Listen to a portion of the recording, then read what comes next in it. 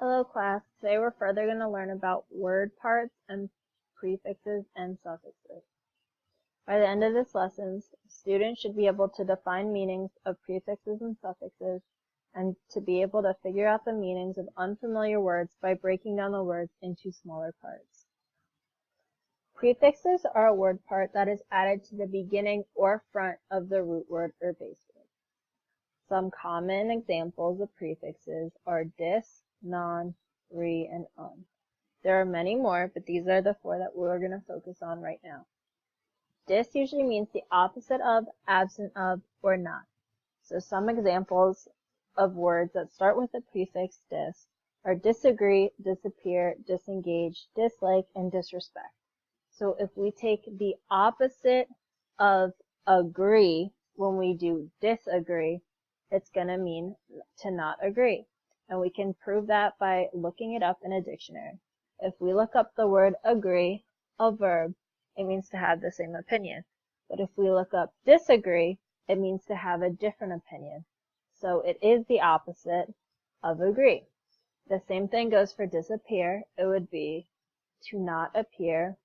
To dislike is to not like. And to disrespect is to not respect. The prefix non usually means not.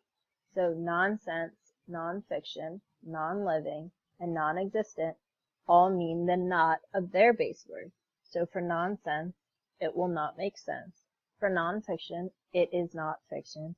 For non-living, something is not living. And for non-existent, something does not exist.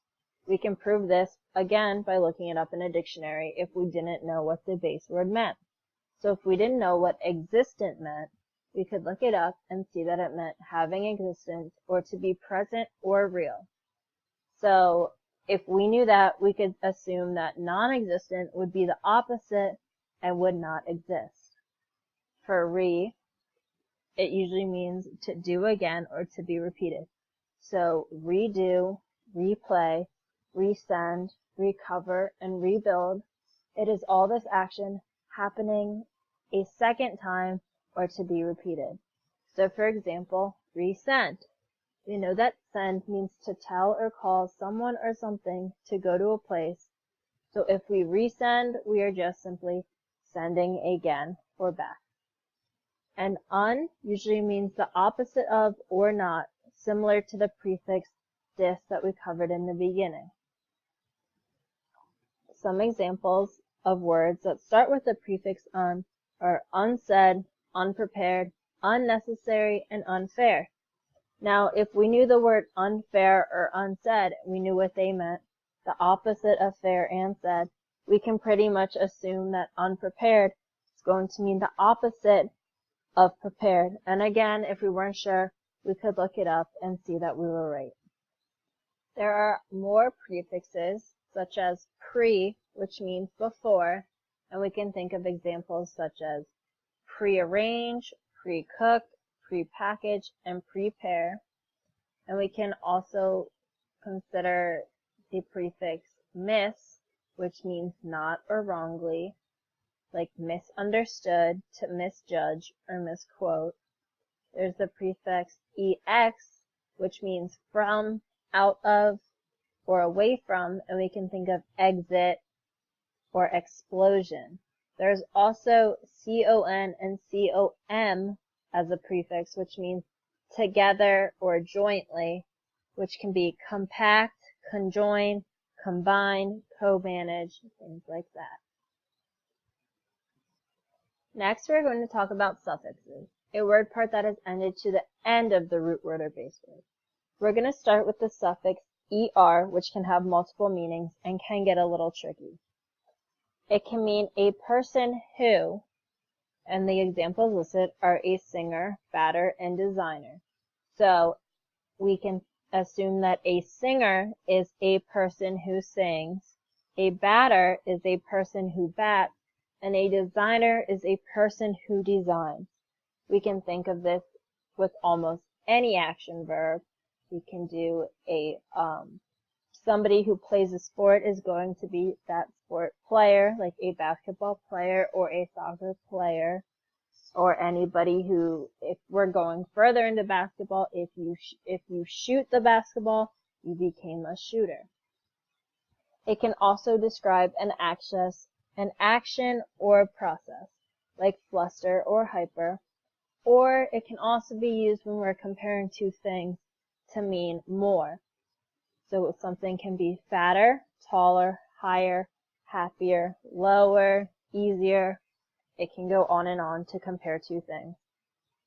FUL means full of, so peaceful, you're full of peace. Successful, something is full of success. Beautiful, something has a lot of beauty. And sorrowful, something is very sorrow or sad. LESS usually means lacking or without. So if you're homeless, you do not have a home. And if you're carless, you do not have a car. The ending NESS marks a state or quality. So for kindness, you are full of being kind. If you are happiness, you're very happy, and madness can mark like craziness or a state of being mad. The ending ION usually marks an action or a process. So immigration is the action of immigrating. Elevation is the action of elevating or rising, and confusion can also mark the action of being confused. The ending Y usually means that something is made up of or a characteristic of. So for example, if we take the word leaky, if a water faucet is leaking, it can be a leaky faucet. Root words are a word part that need a prefix or suffix to make sense. So for example, the word chemist.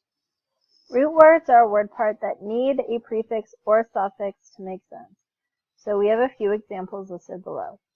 The word chemist means a person who is an expert in chemistry, but if we take away the suffix ist, we are left with the letters chem, which is not a complete word by itself. It still needs the suffix to make sense.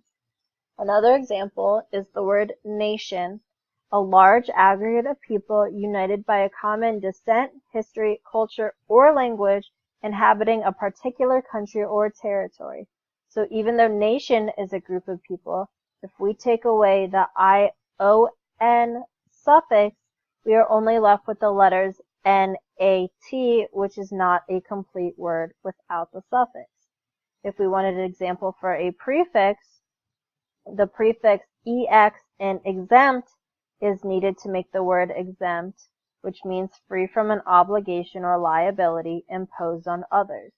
But if we take away the prefix EX, we are only left with the letters EMPT, which needs a prefix like X to be a full word, because EMPT is not a complete word. Then we have base words, which is a complete word that makes sense with or without prefixes or suffixes. So example, all the examples I gave you when we were looking at prefixes had a base word with a prefix involved. So for these examples, in the word disagree, we have the base word agree with the prefix dis. And agree can stand on its own and has its own meaning. It is a real word. For non-existent, the word existent is our base word, a complete word with the prefix non. So if the non was not here and we only had existent, it would still be a full word. Same with resend, we have the base word send with the prefix re, and unprepared, our base word would be prepared. It works the same way with suffixes too. For the example, kindness, if you don't have the NESS, kind is still a word. For peaceful, peace is still a word, and for poorly, poor is still a word. Next, we have a couple activities to practice with prefixes and suffixes to make sure we understand them. First, we have a Mad Libs activity. You will take these base words and add either a prefix to these words to make sense in the story, or add a suffix to these following words to make sure they make sense of the story. For using Mad Libs, we're going to make sure that we use context clues to make sure the words make sense.